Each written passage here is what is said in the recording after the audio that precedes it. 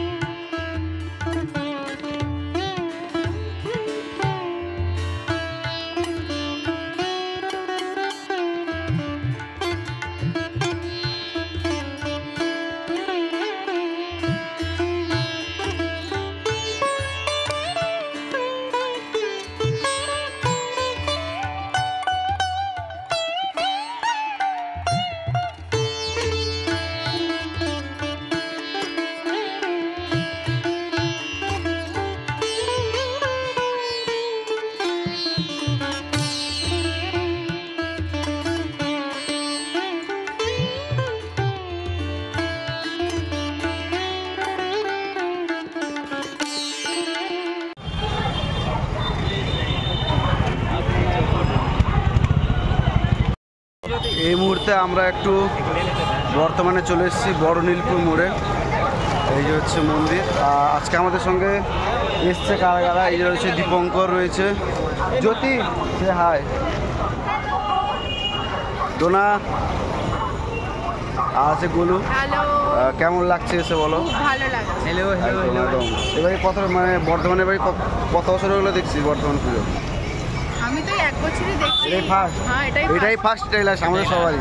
আমার সেকেন্ড ये झूठ बोल रहा है। ये मेरा सेकंड है, मैं सेकंड बार। আমার এটা প্রথম টাইম, দীপঙ্করের প্রথম টাইম তো এটাই লাস্ট, ফার্স্ট এন্ড লাস্ট। তো চলো দেখতে থাকি, মজা করি আমরা।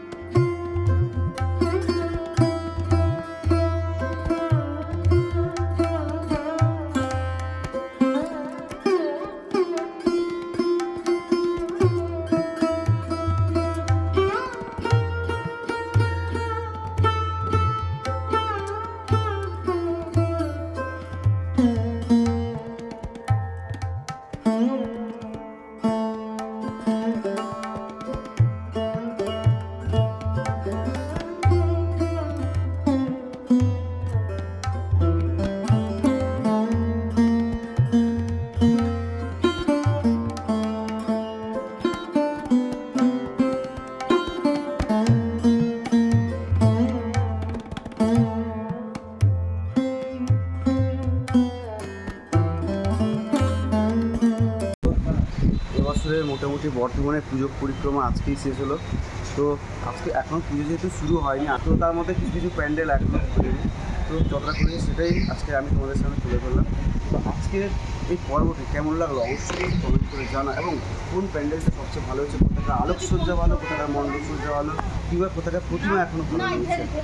তো দেখা হচ্ছে অন্য একটি পর্বে খুবই তাড়াতাড়ি, অন্য কোনো একটি পুজো মণ্ডপে, অন্য কোনো পুজো পরিক্রমা খুবই তাড়াতাড়ি। যেন টাটা, ভালো থেকো, সুস্থ থেকো, এবং আজকে যদি এই ভিডিওটি ভালো লেগে থাকে তাহলে অবশ্যই কিন্তু চ্যানেলটাকে সাবস্ক্রাইব করবে এবং পাশে থাকা বেল আইকনটা ক্লিক করে অল করবে। চলো টাটা।